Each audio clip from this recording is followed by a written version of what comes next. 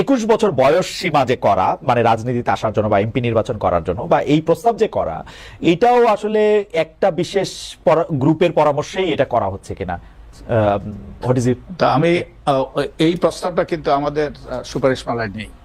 আপনি লক্ষ্য করবেন, এটা হলো সংবিধান সংশোধন কমিশন, আপনি তাদেরকে জিজ্ঞেস করতে হবে।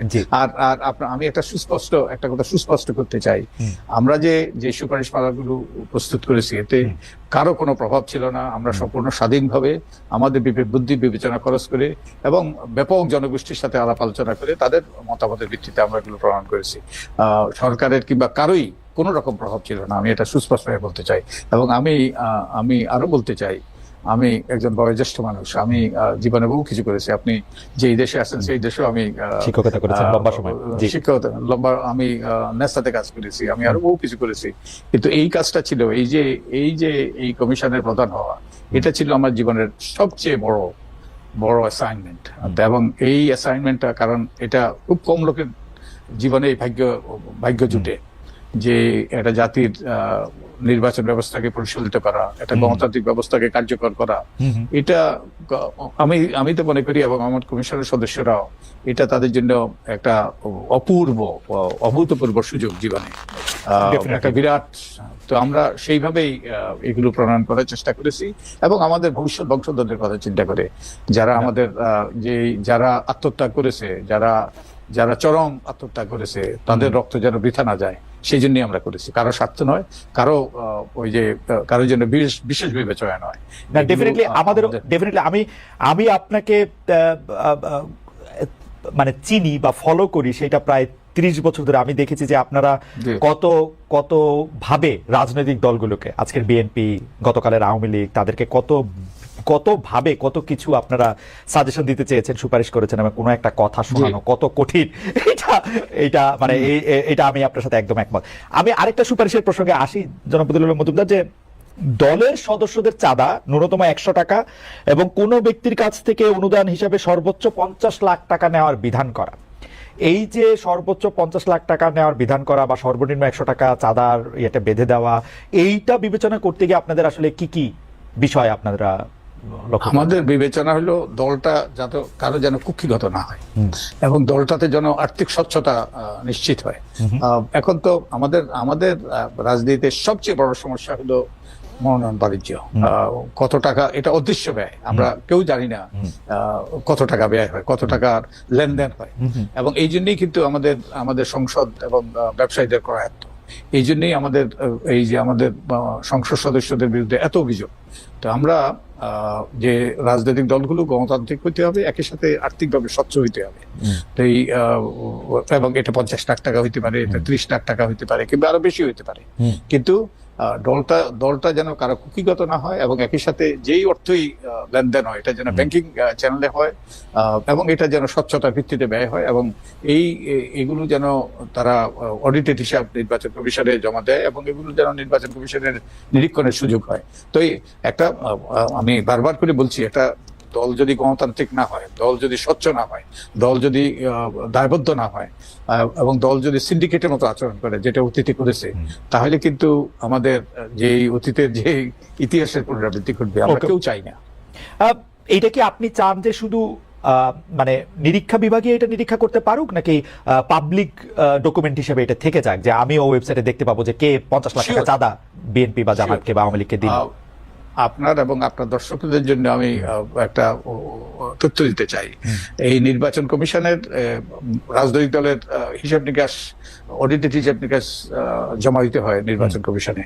বহু বছর আগে আমি এই সকল হিসাব নিকাশের তথ্য চেয়েছিলাম, নির্বাচন কমিশন আমাকে দিতে ব্যর্থ হয়েছে, তারা দেয় নাই, এগুলো বলেছে গোপন। আমি তথ্য কমিশনে গিয়েছি, তথ্য কমিশনও দেয় নাই, এগুলো গোপন তথ্য। শেষ পর্যন্ত আমি আদালতে গিয়েছিলাম, এবং আদালতে রায় হয়েছে যে কোনো তথ্য যে কর্তৃপক্ষ, ওই যে তথ্য অধিকার আইনি কর্তৃপক্ষ, মানে এই যে নির্বাচন কমিশনের মতো সরকারি অফিসগুলো এবং সরকারি কর্তৃপক্ষ, সরকারি প্রতিষ্ঠানগুলো, তাদের কাছে যেই তথ্য আছে সেগুলো public information subject to disclosure. তো এগুলো তারা দিতে বাধ্য, এবং যে কোনো ব্যক্তি এই তথ্য পেতে পারে। সো এগুলো অবশ্যই এই যে পাবলিক হইতে হবে। ওকে, তার মানে হচ্ছে যে আপনি তহবিল ব্যবস্থাপনায়, দলের তহবিল ব্যবস্থাপনায় মানে এখন স্বচ্ছতা নিশ্চিত করতে এটা যাতে একদম একটা ওপেন, বইটা যাতে ওপেন থাকে, নিরীক্ষিত আয় ও ব্যয় হিসাব, এটা একদমই আপনারা এটা বলতেছেন।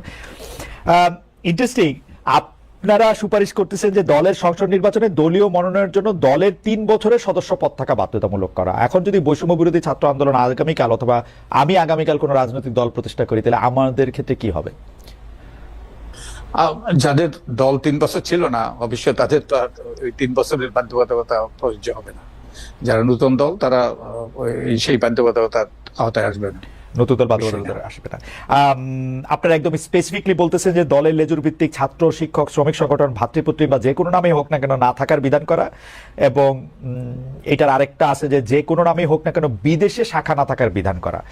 এই দুইটাই যদি একটু বলেন যে এটা কেন ক্ষতিকর, মানে ছাত্র, শিক্ষক, শ্রমিক সংগঠন কি ঘোষণা দিয়ে শ্রমিক লীগ শ্রমিক দল করবে না, মানে ছাত্রদের লীগ ছাত্র দল করবে না? ওকে, আমি আমার ব্যক্তিগত অভিজ্ঞতা থেকে বলছি। আমি নিজে ছাত্র রাজনীতি করেছি।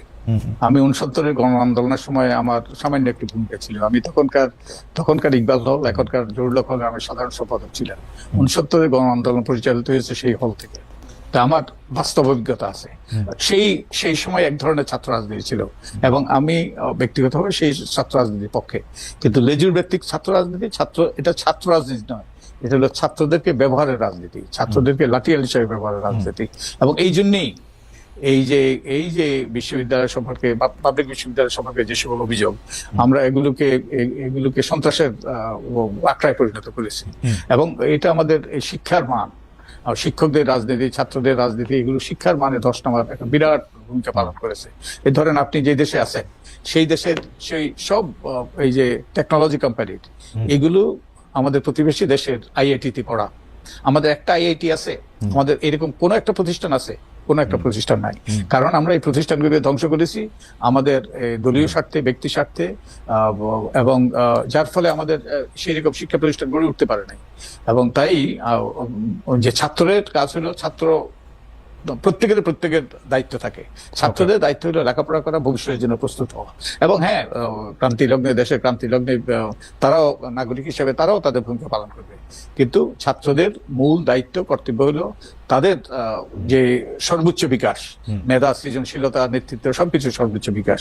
রাজনীতির দায়িত্ব হলো রাজনীতিবিদ, তারা ছাত্রদের মধ্যে যদি কেউ রাজনীতি করতে চায় তারা রাজনৈতিক দলের অংশ হোক। কিন্তু লেজুর ভিত্তিক বিশ্ববিদ্যালয়গুলোকে সন্ত্রাসের আখড়ায় পরিণত করা, এবং বাই দি ওয়ে যেই সকল রাজনীতি হচ্ছে ছাত্র রাজনীতির নামে, সেগুলো কিন্তু দণ্ডবিধিতে দণ্ডযোগ্য অপরাধ। এবং এই আইন যদি প্রয়োগ করা হইতো বহু লোক জেলে থাকতো। আর যেই নৈরাজ্যমূলক ব্যবস্থা বিশ্ববিদ্যালয়ে বিরাজ করছিল, এবং তো এটা তো